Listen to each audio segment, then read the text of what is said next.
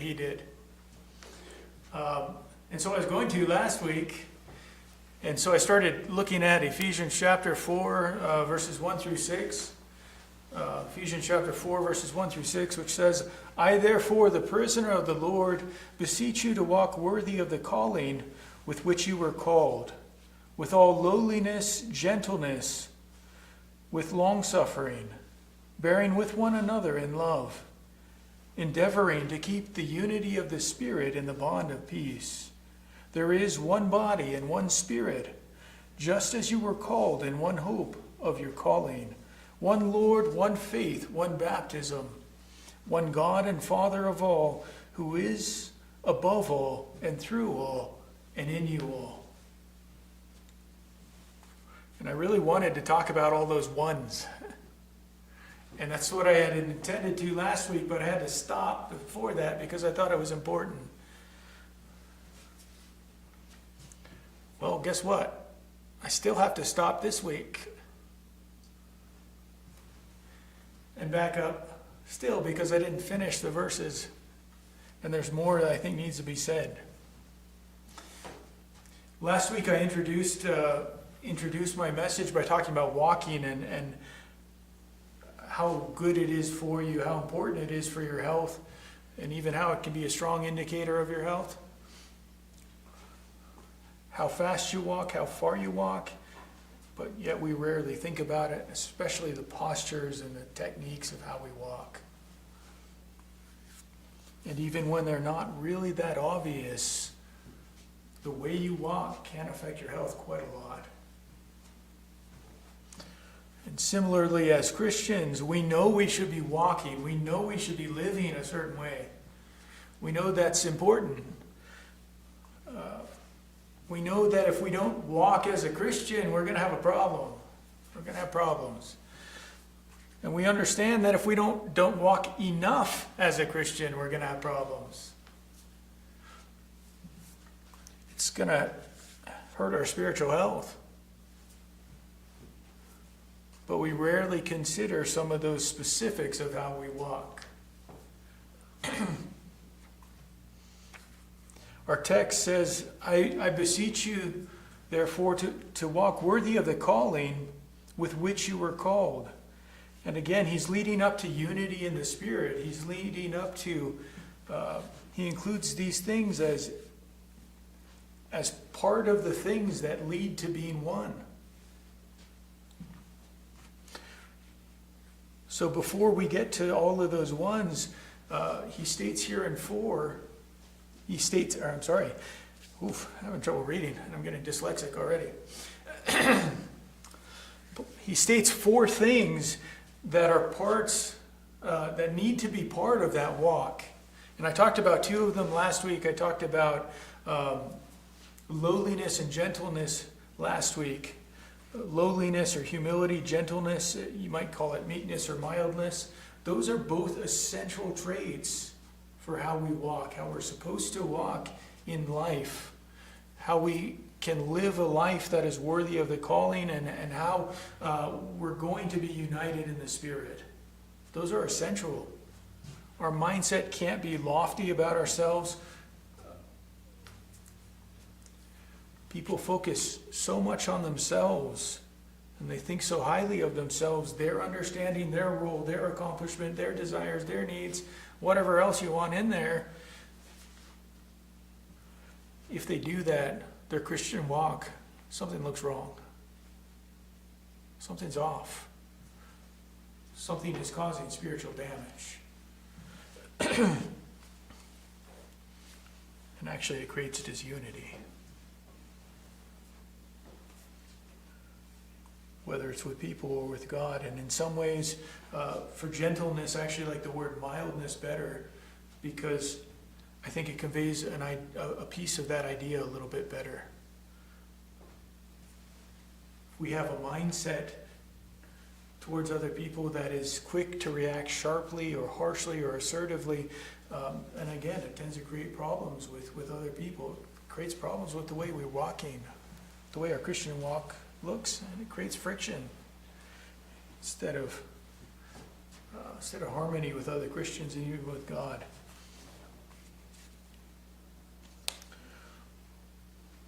So there you go, there's a review. In case you forgot, in case you fell asleep. I want to talk about the next two traits in verse 2 though, but I'll start with a story. It's kind of a stupid story, but there's a woman who wanted to know how long a flight took from New York City to Paris. So she called the airline and she asked them that question: how long does it take from the flight from New York City to Paris? And so the representative answered the phone, and they start to look it up on their computer and politely say, just a minute. And with that, the woman responded, thank you, and promptly hung up.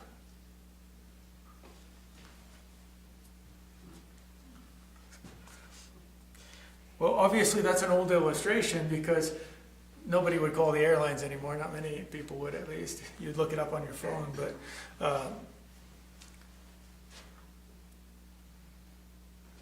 and it might be a better illustration for a lack of attention or something like that. But sometimes I think our patience is right about there too. Sometimes our patience is about the length of the phone ringing and the first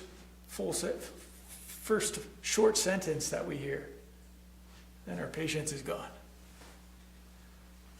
We're already done, we're already moving ahead.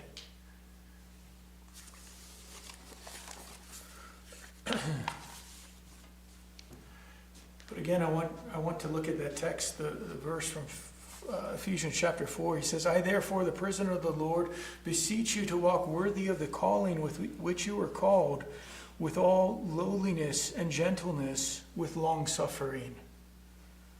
With long suffering, or you could say patience. Is that a part of how we walk? Do we walk with patience, with long suffering? And I actually really like that old English word, long suffering, because I think it's a whole lot more descriptive than patience.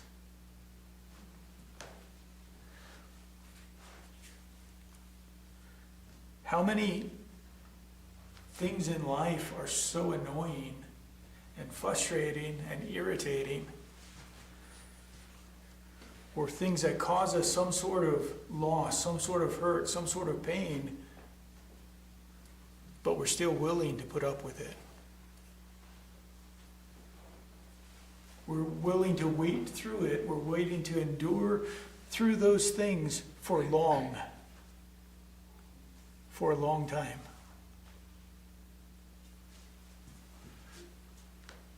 Is that part of our walk? Is that part of the way we live the Christian life? Or do we tend to be more short-suffering? Impatient. Have you ever had one of those rusty bolts that isn't going to move no matter what you do? And for some reason it's always right at the start of the project, so until you get that one to move, you can't do anything else?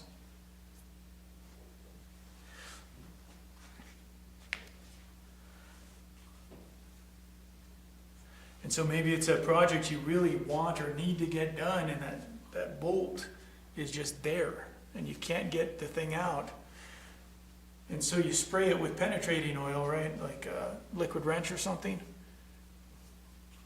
And then what happens from there?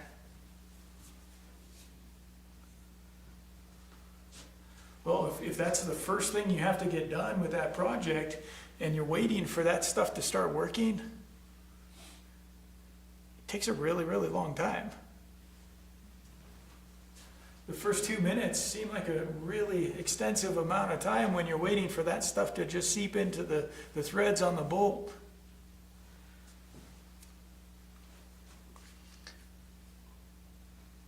But you know what? If you only let it sit for a short amount of time, it's less likely to work. At least in theory, that stuff, the longer you let it sit, the more it finds its way in there, the more it breaks up the rust or whatever, and the more likely it's going to come out easier.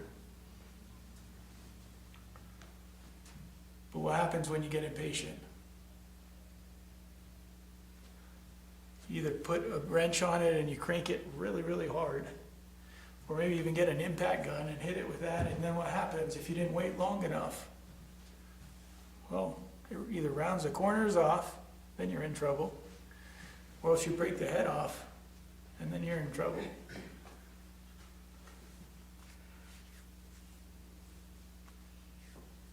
Ecclesiastes chapter 7. Ecclesiastes chapter 7 and verse 8. Ecclesiastes 7:8 says, "The end of a thing is better than its beginning. The patient in spirit is better than the proud in spirit." Isn't it amazing how many things in life work that way? If you can be patient at the beginning, the end is better. But again, I want to ask that question, do we have patience in our spirit? Well, we certainly should. Galatians chapter 5 and verse 22. Excuse me, Galatians chapter 5 and verse 22.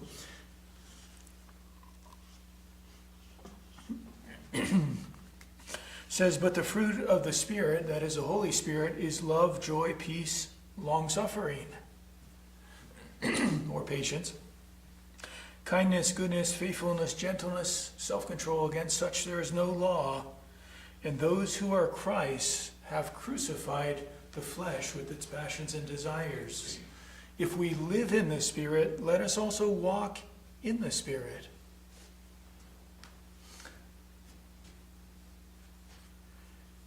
If we are short-suffering, if we are impatient, what does that say about the Holy Spirit's work in our life?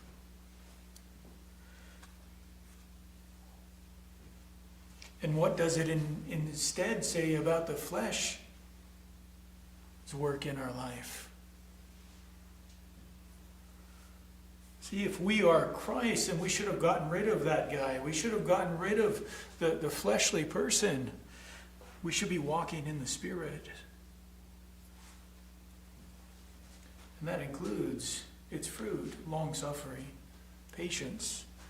James chapter 1 and verse 2. James chapter 1 and verse 2 says, "My brethren, count it all joy when you fall into various trials, knowing that the testing of your faith produces patience. But let patience have its perfect work, that you may be perfect and complete, lacking nothing."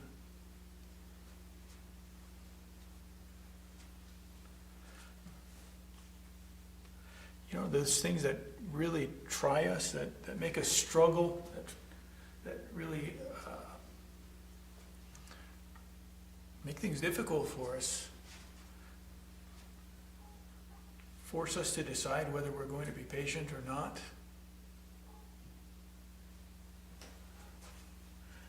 And if you choose to be patient through those things, you choose to go through those things, it causes a growth, it causes a maturity. If we choose not to, we actually stay immature. Going on to chapter 5 of James. James chapter 5 and verse 7 says, "Therefore be patient, brethren, till the coming of the Lord.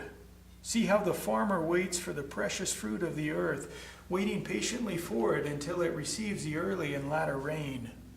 You also be patient. Establish your hearts, for the coming of the Lord is at hand. Do not grumble against one another, brethren, lest you be condemned. Behold, the judge is standing at the door. My brethren, take the prophets who spoke in the name of the Lord as an example of suffering and patience. Indeed, we count them blessed who endure. You have heard of the perseverance of Job and seen the end intended by the Lord, that the Lord is very compassionate and merciful."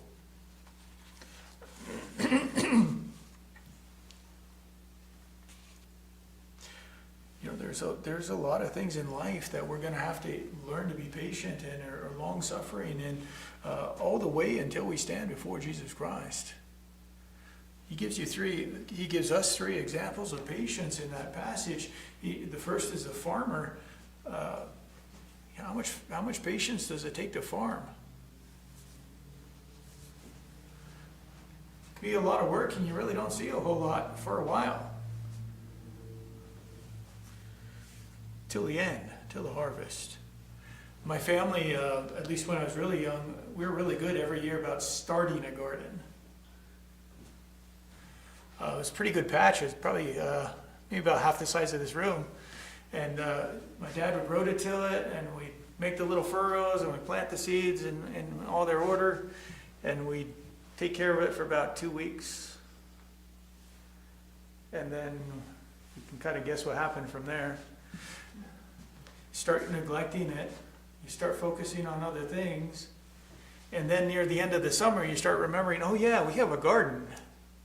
And so you go to look, and guess what?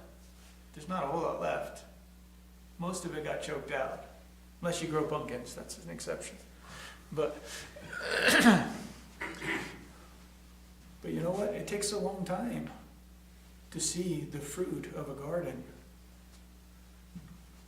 It takes patience to especially make a living that way. The second example is the prophets. You know what? When you tell when you tell people what God said and you try to get them to change, it isn't always very fun. And you look at those prophets very often, over and over and over again, they didn't see a whole lot of response, especially the one they wanted.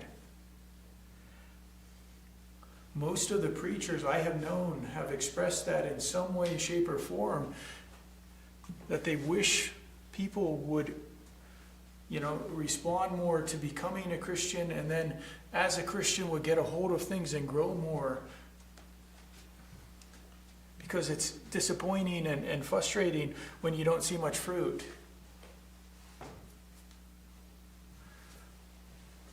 All preachers want to see their church grow. They want to see the people grow. They want to see something happen with their efforts.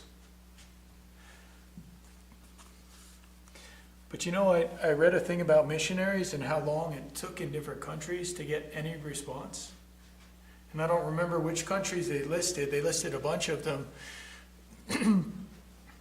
And when the first missionaries went to those countries, the first one started at 7 years before they got a convert. 7 years.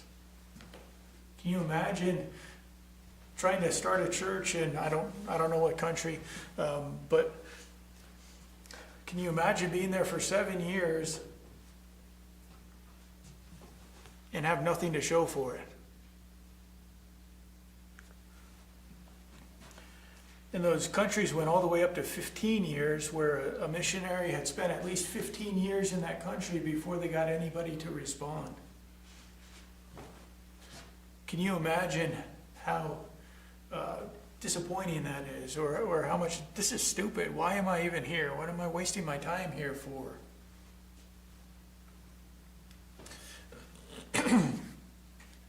Haven't accomplished a thing. And yet, because they stayed, they did eventually get someone.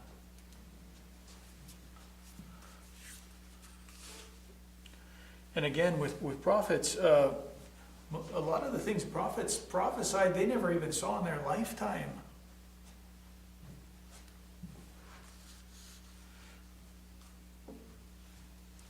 And then, of course, the one we like here, Job. Think about the patience of Job. Think about, maybe long-suffering is a really adequate word to describe Job. The guy lost everything, almost everything.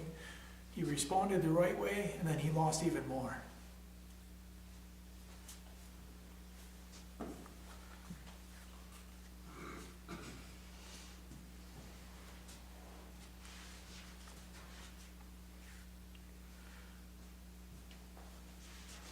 But in the end, you see the end that was intended by the Lord, right?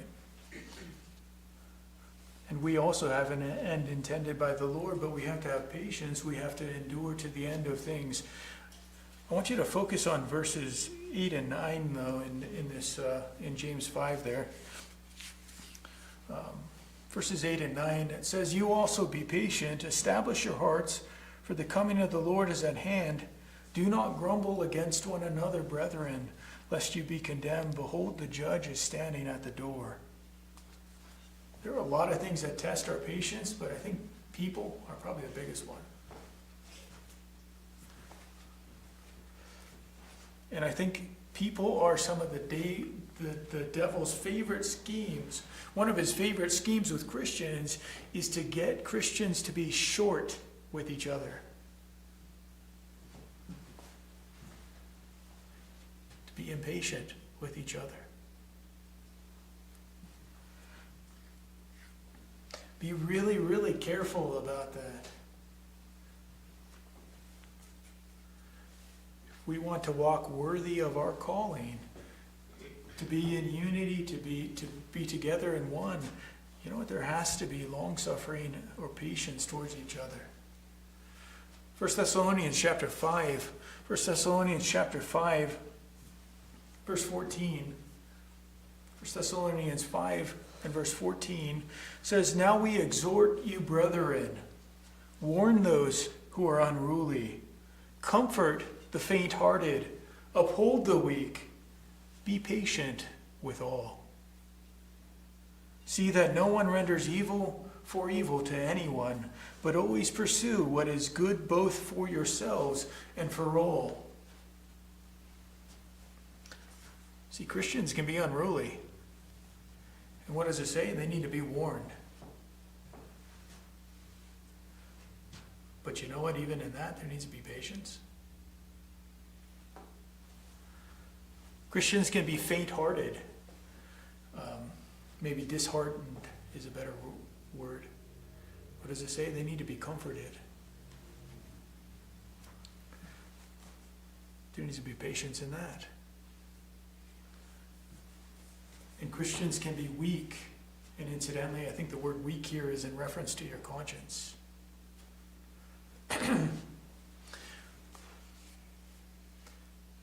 Because of the way the word weak is used in reference to Christians, I think it's in reference to a weak conscience, and that's that person who everything feels wrong to them even when it isn't. They're very, very sensitive to things, and so they're offended by virtually everything. And it says those people need to be upheld.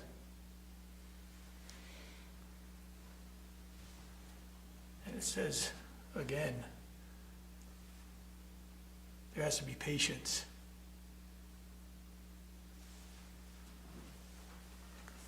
With those people too. See, as Christians, we need to walk with long-suffering and patience towards our circumstances and towards other people, because otherwise our walk isn't going to look right. It's going to cause problems with our spiritual health and with other people's for that matter. But again, as I did last week, I want to mention the fact that's a two-way street. And what I mean by that is it's really easy when we get into topics like this to start applying it to other people. I think that guy thinks too highly of himself. I think she's not as gentle as she should be. I don't think he's patient enough.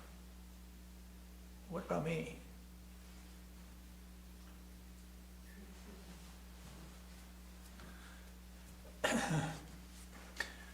With things like this, you need to start the examination with yourself, not with the other person. Because even if what you're saying is true, even if they're not being patient, we'll say, are you being impatient with their impatience? They're not gentle enough, are you being harsh with them over their lack of gentleness?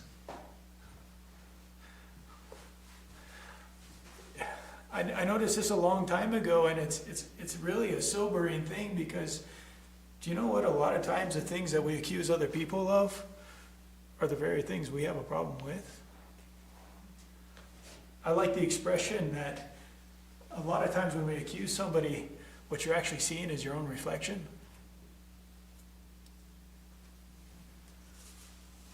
We just don't realize it.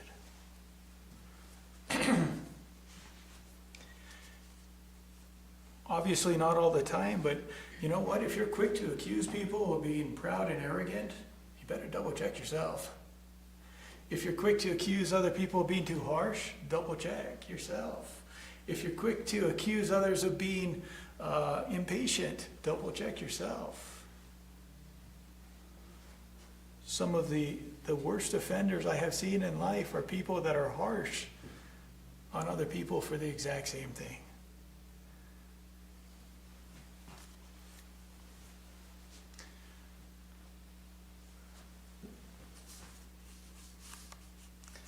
Number 2, back to Ephesians chapter 4. Ephesians chapter 4 and verse 1 says, I therefore, the prisoner of the Lord, beseech you to walk worthy of the calling with which you were called, with all lowliness and gentleness, with long suffering, bearing with one another in love. What does it mean to bear with one another? Means to put up with it. Put up with one another. Of all the things that you mean to tell me, you mean I have to put up with you. Yeah, actually that's exactly what God said. And of all the things that you have to hear, and sorry to tell you that, but you have to put up with me. That's what it says. Bearing with one another in love.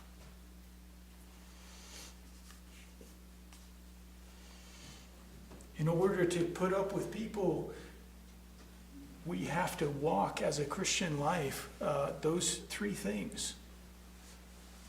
2 from last week. Keep your head small. Be gentle. Be patient.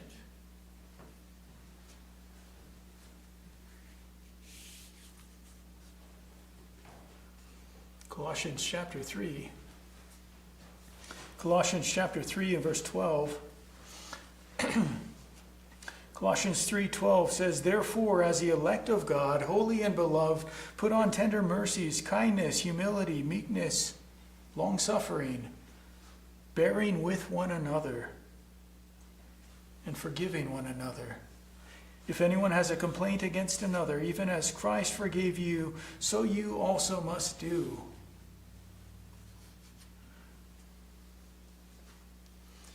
You know what? If we don't put on these traits, these godly traits, the traits of God, that here, if we don't put on the things that are the fruit of the Spirit, we won't be able to put up with each other. It's just a fact of the matter.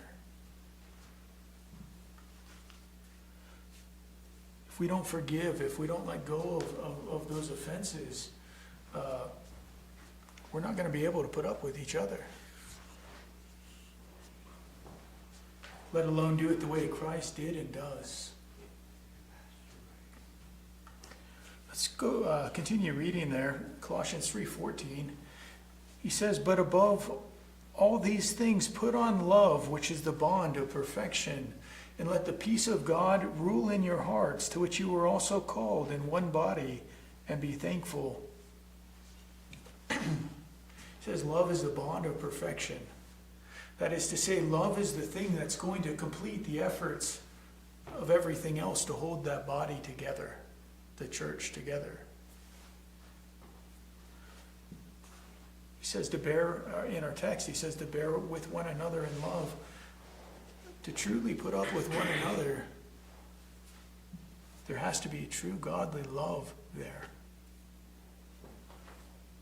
Why can somebody walk into the building who doesn't appeal to us, who doesn't interest us, who doesn't give us a good impression, maybe doesn't even seem like a good person or whatever, and yet we still want to help them, we still want to see them saved, we still want to see them go to heaven, we still want to make their life better, and so on. Simply put, because we decide to. We decide to. We choose to. That's what agape is. It's not a feeling, it's a choice. Agape love is making the choice to want what is best for someone. And what is best for somebody and anyone is for them to be right with God and to go to heaven.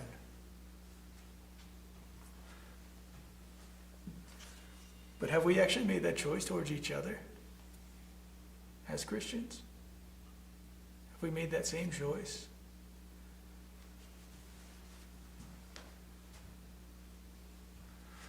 We have some sort of relationship, and so maybe that's the way you think about the person.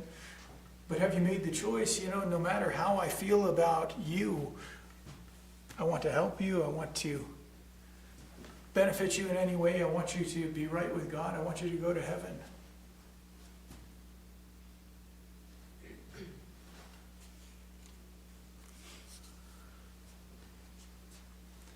That's what's going to hold everything else together. It's a different kind of love. It's a romantic love, but there's still a point I want to make from it. Genesis chapter 29. Genesis chapter 29 and verse 18. Genesis 29:18 says, "Now Jacob loved Rachel. So he said, I will serve you 7 years for Rachel, your younger daughter. And Laban said, it is better that I should give her to you than that I should give her to another man. Stay with me. So Jacob served 7 years for Rachel, and they seemed only a few days to him because of the love he had for her." Jacob was pretty resolute. He was going to marry that girl. Even if it took 7 years of him working, that was his intent. 7 years is a long time to wait.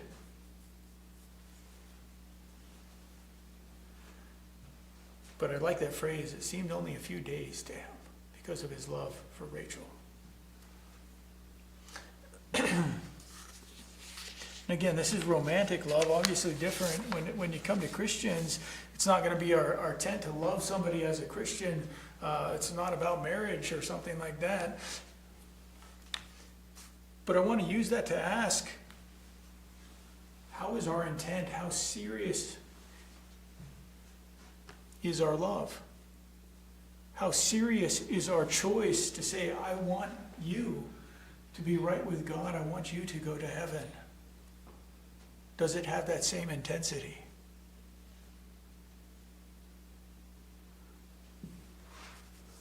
First Peter chapter 4. Excuse me. 1 Peter chapter 4 and verse 6 says, "For this reason the gospel was preached also to those who are dead, that they might be judged according to men in the flesh, but live according to God in the Spirit.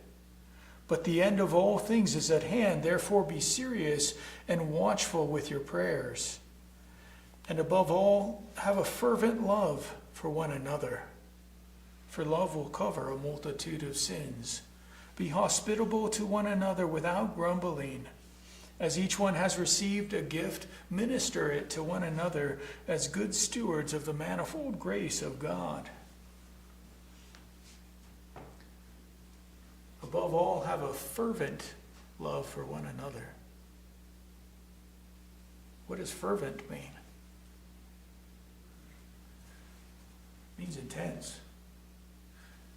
Literally, it means to stretch out. It means you extend yourself.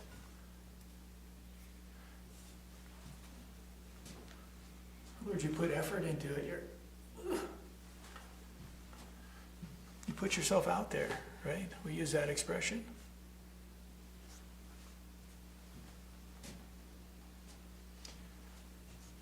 When we make the decision to love someone, to love each other, we make the decision to want what's best for each other. Do we do it in a fervent way? Is there an intensity to it? Is there a seriousness to it? Is there a commitment to it? Or does the first time somebody offends you, they're off the list? Try again next year, I might forgive you.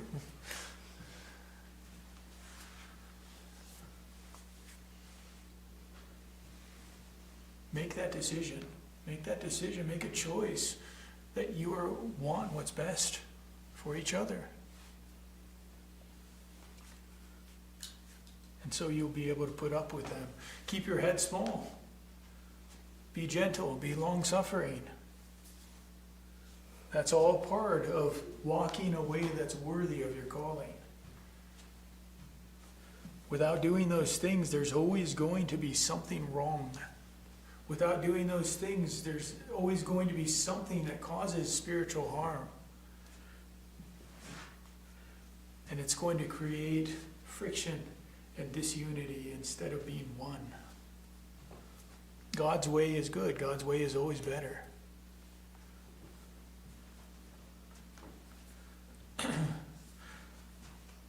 So specifically from this morning, walk in such a way, walk with long suffering, bearing with one another in love. So thank you for your attention. I'm going to actually end it with that.